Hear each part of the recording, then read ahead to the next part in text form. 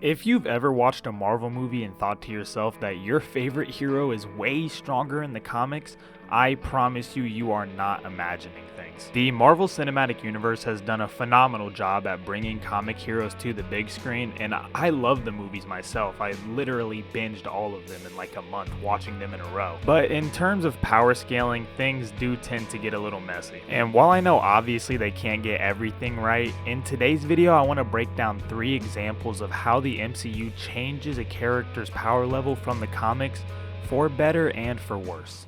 In the comics, Hulk is not just strong, he is actually unstoppable. And his strength has one singular simple rule, is that the angrier he gets, the stronger he is, with absolutely no ceiling. In the Planet Hulk comic, we get to see Hulk at the center of T'Kar holding 2 tectonic plates together, withstanding the heat of the core of the planet like it's a regular Tuesday. Worldbreaker Hulk also creates planet-wide seismic waves just from stomping the ground, not even at full power yet, which has the same energy as an asteroid hitting the planet. We have seen him easily split mountains in half, pick them up, and then throw them.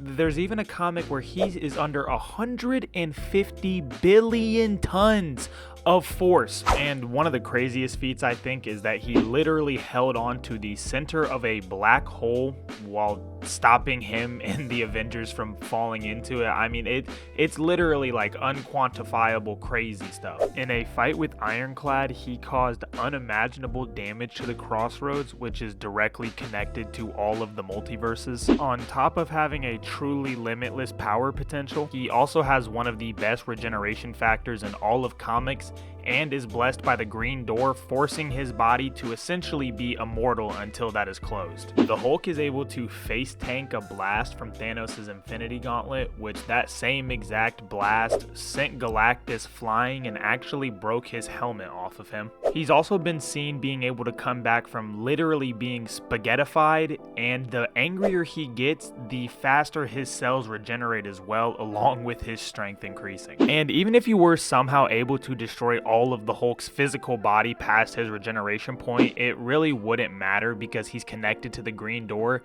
and while it's a little hard to explain, essentially his soul is connected to a place farther down than the below place. And if he dies, even with his body being completely destroyed, as we saw from the leader, it's able to regenerate a new body and he will come back through that door until it's closed. And I mean, there's an absolute ridiculous laundry list of feats that the Hulk has achieved in the comics that I can't just fully include in this video. If you really want a good dive at it, I would look at a channel like Comics Explained. They do really good deep dives into specific books themselves. But with the Hulk's true ability being shown, I think it's time that we finally take a look at his MCU counterpart and figure out some of his best feats while we're at it. And before I completely dunk on the MCU Hulk, I will say his power feat of being able to jump up and punch Surtur and actually deal a significant decent knockback damage was pretty nice. Until he got thrown right after. I'm so sorry, bro, but his next best power feat up to this is punching a Leviathan, a metal skyscraper. Ooh, doggy, I'm scared. But before I actually get upset, it's just annoying that they've capped the strength level on a character whose one singular rule is that he has unlimited potential strength. And while I do understand it's part of Bruce's character that for most of his MCU arc he has avoided trying to be the Hulk and actually learned to find a cure for it, but the fact that you take it away from the fans by just not allowing him to get angry, I believe, in my opinion, is just such a ridiculous cop-out. I completely understand you can't make him 150 billion ton strength. Like that would break things. You would have to change a whole lot about the dynamic of the entire cinematic universe. But to cap him so limited and not even allow him to show himself, to even have a fraction of that true potential, is what truly irritates me as a fan. The very last thing I want to state before we move on is in the MCU, when Thanos shows up, his introductory scene is him putting belt to ass against the Hulk in a fist fight, okay? I need you to know that in the comics, Thanos went out of his way to specifically avoid confrontation with the Hulk alone. Like that is the difference between the two. But let's move on to the next example. The next person I want to talk about is Galactus. Galactus is literally the embodiment of the sentience of the universe. It's hard to even explain. Galactus is also stated to not even actually have a physical form, in that everyone that sees him, it is the form that he allows you to see. His list of abilities is pretty ridiculous as well, ranging from things such as immortality all the way to telekinesis that he actually used to battle Odin with at one point. He was able to completely regenerate himself from molecular annihilation and becoming an actual ball of energy, and it is stated that he exists beyond time and space. Galactus is also a super genius who comes equipped with the ultimate nullifier that can erase anything out of existence that he aims it at. With the fact that he has no physical body, his speed is actually immeasurable and potentially infinite. Galactus has consistently fought with outer versal level gods and either fought to a standstill or won. I mean, when it comes to power and strength and really any ability, I mean, he's shown to be able to do anything that needs to be required for the situation. And all of these feats are things that happen when he is not fully fed. And once he consumed all of the enchanted planets, his strength was quite literally immeasurable in every category. Galactus is also able to warp reality itself and alter the present, past, and future, and potentially just completely erase you from all of existence. Or if he doesn't feel like making you completely cease to exist, he could send you back in time to before you got your powers or any point in history that he feels like. And while he does obviously have ridiculous physical strength feats such as like weight and number wise,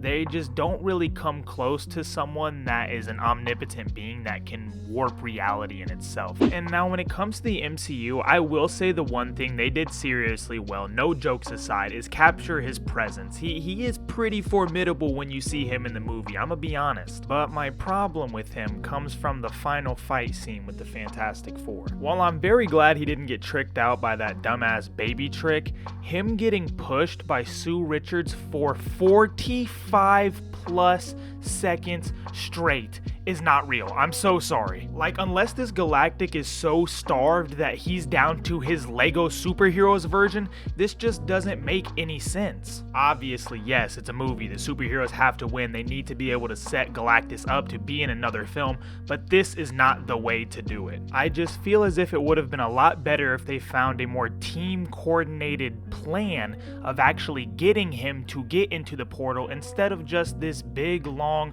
emotional Sue Richards grunting scene, bro. Like, I'm sorry, but that's poo-poo. But the real big problem with me is the people that don't actually know Galactus's strength is now going to have a benchmark set for him that he is able to get pushed by Sue Richards. He is not going to actually be able to encapsulate his true strength in the MCU arc now, which, unless they make a miraculous turnaround and make him a lot stronger than he was in this movie, and I pray they do, they've just put one of the greatest villains in all of Marvel history at a terrible bench point. And the final person I want to talk about is the Sentry. And before you go running getting upset, I actually think they did a really good job at it. For an introductory level of someone that is truly on a beyond Omega level strength in the comics, I think they show just how effortlessly he would put down these lower level heroes. I mean, we watched Winter Soldier literally stop a Hummer with no problem with that arm,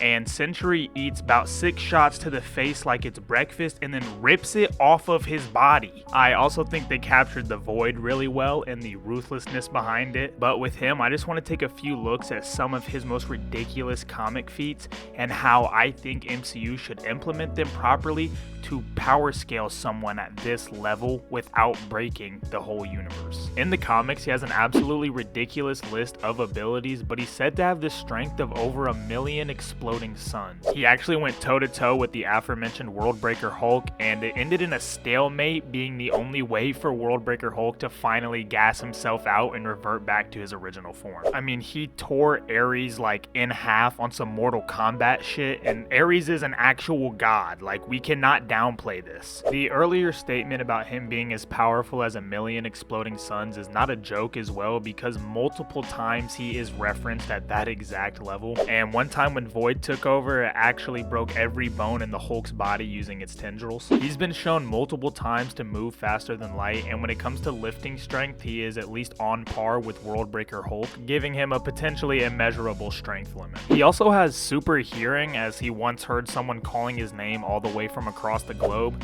and he can sense like energy and auras similar to sensing ki in Dragon Ball. He once actually tried to delete himself by flying into the sun, and once he reached there, the Void actually regenerated all of his body back and took over his mind, putting him back on Earth. Molecule Man completely disintegrated him down to his last atom, and he was able to still regenerate from that. He has memory and mind manipulation on par or potentially better than Charles Xavier's, and he also has atomic matter manipulation, being able to transmute anything into what he wants. He also can resurrect people by doing nothing but just touching them. He once moved so fast that he literally distorted space and time, and Thor was unable to break from his grasp. I mean, it's been stated that just his presence literally warps reality. And similar to Hulk, this just scratches the surface of his laundry list of feats. I mean, he truly is one of the strongest heroes slash anti-heroes in all of Marvel. And I just want to talk a little bit on how I think they could implement his full strength without busting the power scale of the universe. And what I think would be the easiest, most realistic way of doing this is vaguely following his comic book finale storyline. To make a very long story short, there is a device built that has brainwashed the entire globe into believing that the Sentry and Robert Reynolds had never existed. Reed Richards and Robert Reynolds built this as they were best friends when he was the Sentry,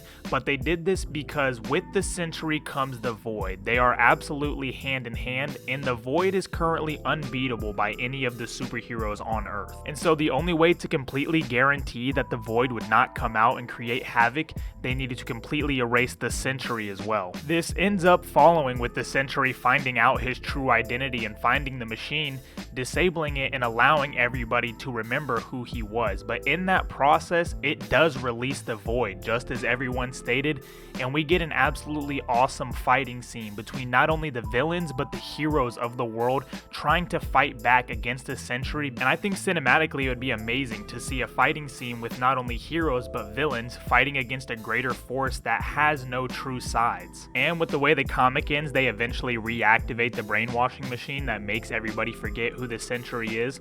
So if they want to end it that way, that technically leaves them with the loose end to never talk about him again if they felt like it, or if they do want to come back and give him more flowers if the movie does well, then they're completely open to that opportunity as well. And canonically, this could work as well, because we see at the end of the Thunderbolts movie that Bob is obviously okay with not being the Sentry, knowing that with it comes the Void. And as we see the Fantastic Four land, it's not too far-fetched to think that Reed Richards wouldn't just build a device that, if not controlling the world, at least controls Bob's mind of knowing he's the Sentry, to know that the Void couldn't come out at all. And power scaling wise, I think this would work really well, because it puts the big fight between the Void and the Sentry personas similar to Good Boo and Evil Boo in Dragon Ball Z, and this allows for you to make either one as strong as you like, as long as it makes them relatively combative. And as I previously stated, with it ending with the mind control coming back instead of him actually being defeated in battle, that still leaves that open end for his power scale to jump, while also officially closing off his story if you do feel like. But at the end of the day, I am not Christopher Nolan, and I have no problem with movies not being directly derivative of comic books as long as it's a good story in the end. And I believe that MCU has such a cool character on their hands